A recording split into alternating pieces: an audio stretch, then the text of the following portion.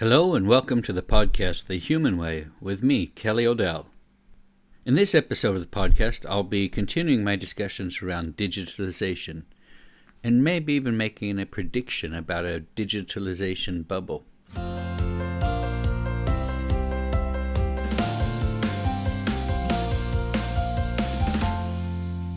Many of you know that I help coach my son's American football team here in Gothenburg, Sweden, where we live. American football is not a big sport in Sweden, and there aren't many parents who have actually played football, so the few of us who have become coaches by default. And I really enjoy helping and watching these young people develop and grow. One of the things that's particularly interesting to see is how their understanding of the game develops over the years. When they first start playing the game, pretty much anything can happen on the field. But with experience, they become more savvy to the game. I love watching them learn to read the game and understand how the play will develop before it actually happens. The kids on our team are all 14 or 15 years old, and at this age there are enormous differences in both physical and mental maturity. Some of our players are tiny and some are giants, and yet on the field size doesn't matter as much as you might think. More important is your ability to follow the flow of the game and be in the right place at the right time to make a tackle, throw a block, or to find that hole in your opponent's defense. This is a form of wisdom about the game that is difficult to teach and is primarily the result of learning from experience. Throughout my working life, I've seen this same type of wisdom develop in people I've worked with. One of the great things with getting a little older is that you gain experience and you begin to see patterns. To be sure, getting older doesn't guarantee that you get any wiser, and just because someone is young doesn't mean they can't be wise. Wisdom isn't simply the result of experience, it's the result of learning from your experience. I've met plenty of wise young people and just as many older people who never seem to gain the benefit of experience. I imagine I fall somewhere in between. In some areas of my life I seem to gain wisdom, and in some areas I never seem to learn. One of the patterns I've seen throughout my working life is that we seem to have a specific way of adapting to new technology that creates technology bubbles. On the surface, you might think that a new technology is developed, and if it adds value to our business, we will implement it. But the reality is much more complicated. I'm going to make two predictions. The first prediction is that the future is digital. Now that's not a very difficult prediction since digitalization has crept into many areas of our daily life already, and all indicators are that the trend will continue. The other prediction may not be quite as obvious. I predict that we are currently in the middle of a digitalization bubble. Now, I may not be enough of a guru to know if this bubble will end with a boom or a fizzle, but I'm sure it will deflate in some way. On the 10th of March, the Swedish government announced the creation of a digitalization council with 10 members who will be responsible for supporting the government's digitalization strategy. The gist of this new digitalization strategy, although not yet formally presented, is already pretty clear. The government has ordered virtually all government agencies to become digital, and given the Swedish schools the task of incorporating digitalization into their syllabus or their teaching plan. The Swedish government is not alone in their enthusiasm for digitalization. Every large corporation is either in the process of developing digital strategies or already in the implementation phase. So how can I reconcile my two predictions? One prediction that digitalization is here to stay, and the other that we are in a digital bubble. Well, experience tells us that we have a very specific pattern when it comes to adapting to a new technology. In my work with change management, I've seen that our acceptance of new technology, which impacts existing business processes and business models, follows closely with the traditional change curve developed years ago by Scott and Jaffe. The change curve, as it was developed by Scott and Jaffe, has 4 stages that we go through when we're adapting to change. The first phase is denial, After denial, we move into resistance. From resistance, we go into exploration, and then finally we come to commitment. I've used these same phases to describe how we adapt to new technology. Now, digitalization, or the tools for digitalization, have existed for years, and some industries have made more progress than others. For example, in my blog post from the 8th of February 2017, I discuss how the banking industry has capitalized on digitalization to improve their service to their customers while reducing their costs of doing business. But most industries, as well as most government agencies, are just getting into the exploration phase. At present, most organizations have moved past the denial phase, where they generally don't even understand the question, and past the resistance phase, where they begin to understand that this new technology might be a threat to their old way of working. Today, many organizations are firmly entrenched in the exploration phase, where they tend to apply the new technology to anything and everything without really understanding if the technology creates value in all these various applications. When my youngest son was about 4 years old, he figured out how a crescent wrench works, but he didn't understand what to do with it. He was fascinated by the crescent wrench and ran all over the house, closing the jaws of the wrench on anything he could fit it on. We still have marks on our coffee table from his experimentation with this tool. In the same way, many organizations are experimenting with new digitalization tools, and like my son and the coffee table, these organizations will leave scars on their businesses in the form of wasted time and resources and significant loss of productivity. The current digital technology bubble is the result of many organizations moving into the exploratory phase at roughly the same time. Most of these organizations don't even realize that they're in the exploration phase. If you were to ask them, or at least ask their leaders, many would say that they are in the commitment phase. But often these same leaders have a difficult time describing the value that will be created with this new technology, or how the new technology will be implemented. The Swedish government's digitalization strategy is a good case in point. The government presents several activities that should or will be executed to create a digital society, but it's difficult to find a clear description of the purpose of these activities.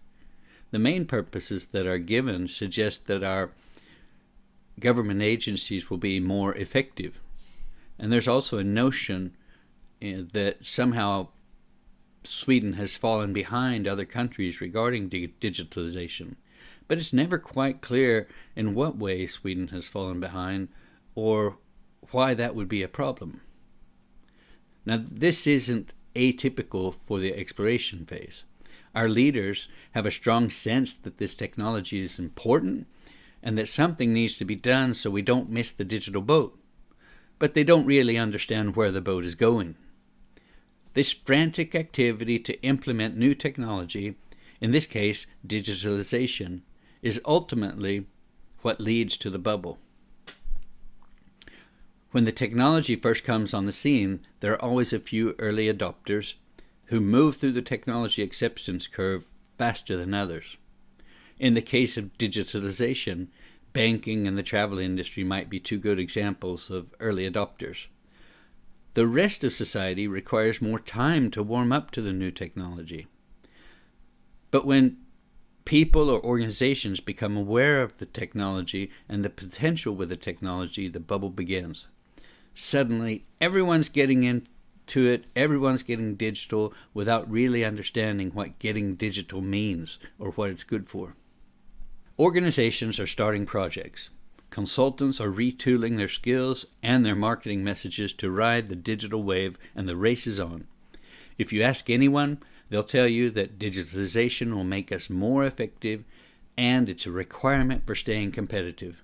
But very few can identify concrete, quantifiable benefits that can be defined as measurable goals. I don't usually argue that every goal needs to be scientifically quantifiable, but I do think that if organizations are going to spend millions or even billions of dollars on new technology, they ought to have a reasonably good idea about the return on investment. The usual way to present Scott and Jeffy's change curve can lead us to believe that we always move on to the next phase when we have managed to get through the phase we're in. The reality, however, is that we frequently go back to an earlier phase, or we regress.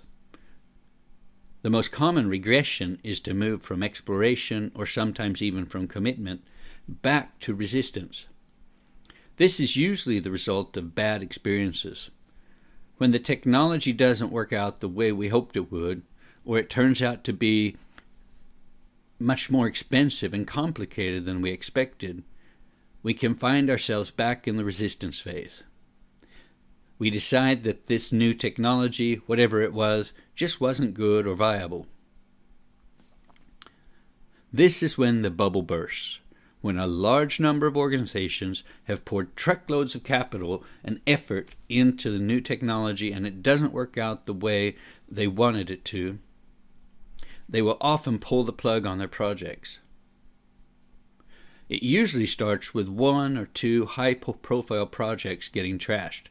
This becomes the cue for everyone else who has been wondering what to do with the mess they have on their own hands.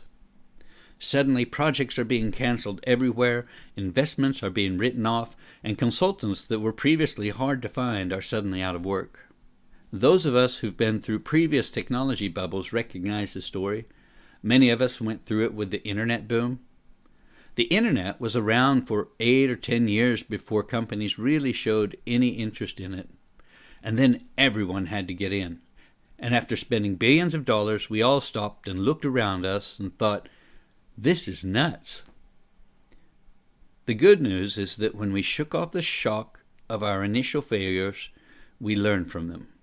Our next investments in the internet were smarter, more mature, and more realistic.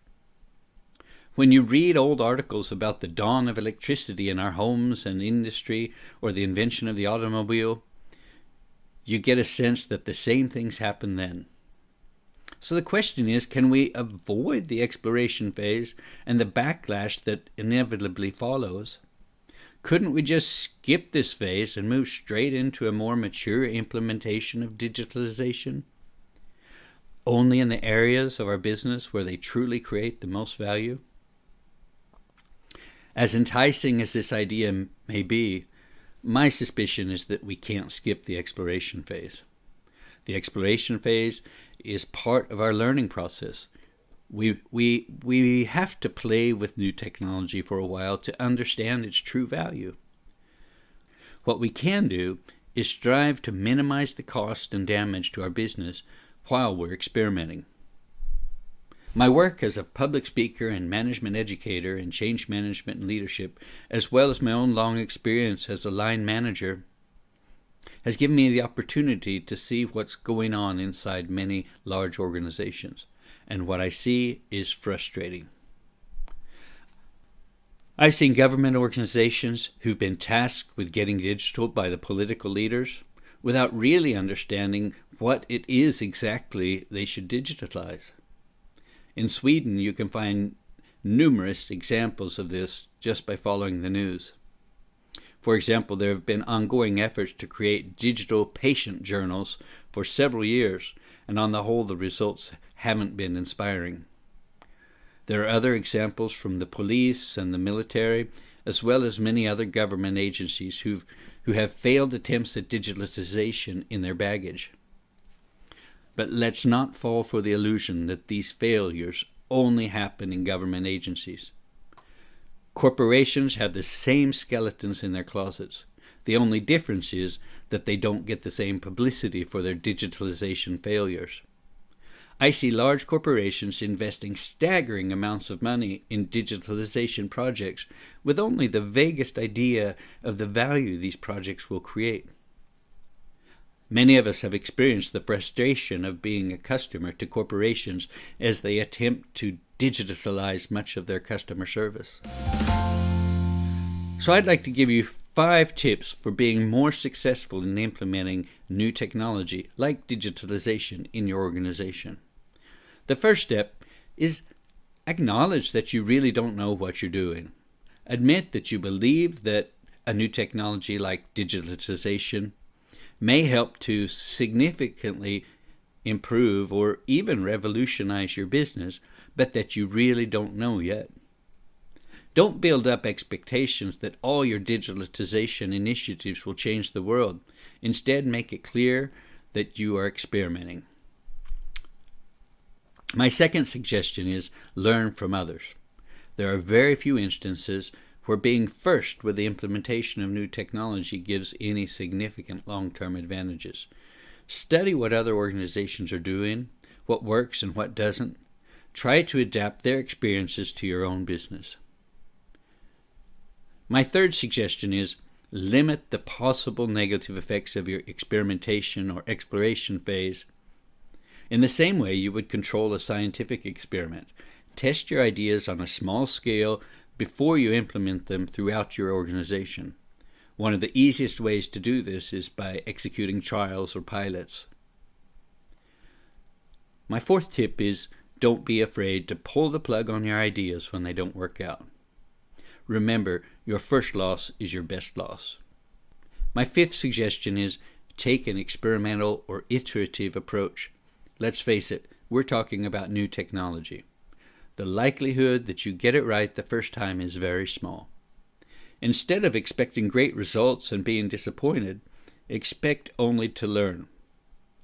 Take what you've learned, redefine your goals and your strategy, and try again. Keep trying until you get it right. And when you get it right, then you can scale up your pilot to a full-scale implementation. This month I'd like to suggest a book called Digital to the Core, Remastering Leadership for Your Industry, Your Enterprise, and Yourself, by the authors Mark Raskino and Graham Waller. Digital to the Core argues that business leaders need to understand the impact of digital transformation and how it's affecting their industries, companies, leadership styles, and practices. This book delivers practical insights from those on the front lines of major digital upheaval. The book is based on interviews with over 30 top executives in some of the world's most powerful companies and government organizations, including General Electric, Ford, McDonald's, Publicis, and the UK Government Digital Service. I think you'll really enjoy this book. I'd also like to recommend an article. It's an article by a couple of McKinsey consultants. It's called 4 Paths to Your Digital Transformation. It came out just a few days ago, and the authors present 4 ways to digitally transform your operating model. And in practice, they function more as a continuum than as a discrete and separate paths. And the authors provide insights in how you choose the right strategic steps you should take in order to adapt to the state of digitalization that your organization is in. Both this article and the book, you can find the links to them on my homepage at kellyodell.com. I hope you've enjoyed this month's podcast, and I look forward to talking with you again. Thank you.